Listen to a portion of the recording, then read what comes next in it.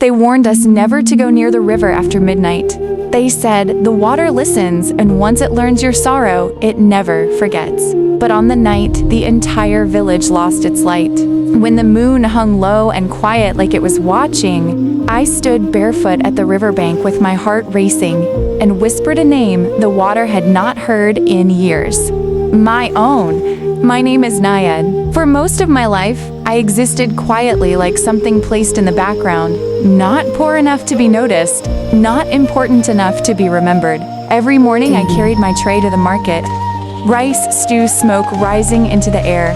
People came and left, coins touched my hands and disappeared again. Smiles were exchanged, but never questions. No one ever asked how I was doing, and I never offered the truth.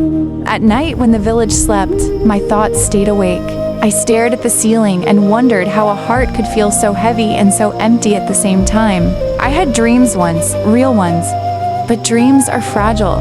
They do not survive well in places where surviving is more important than becoming. So I buried mine slowly. I learned how to smile without meaning it, how to nod even when something inside me was breaking, until one day I realized I no longer recognized myself. That night, the power went out without warning. One light disappeared, then another. Voices lowered. Children went silent. Darkness covered the village like a heavy cloth. That was when I felt it. Not fear, not curiosity, a pull. My feet moved before my mind could stop them. I walked past sleeping houses, past familiar paths that suddenly felt new. The night air was cold and the only sound was my breath. Then I saw the river, wide, still reflecting the moon. It looked older than time, as if it had seen every sorrow and survived them all. I knelt at the edge.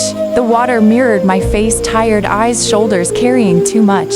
I spoke quietly, almost ashamed of my own voice. I am tired. The river did not move. I am tired of being strong for everyone else. Still nothing. I am tired of pretending I am okay. My voice broke. I just want to matter. The water rippled slowly, and in its surface, I did not see who I was. I saw who I used to be. A girl who laughed without fear. A girl who believed tomorrow could be better. A girl who had not learned how to disappear. The river remembered her.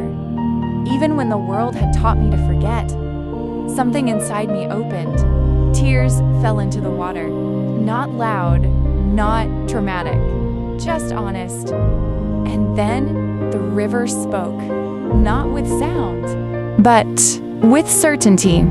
You were never invisible. You were only standing in places too small for your spirit.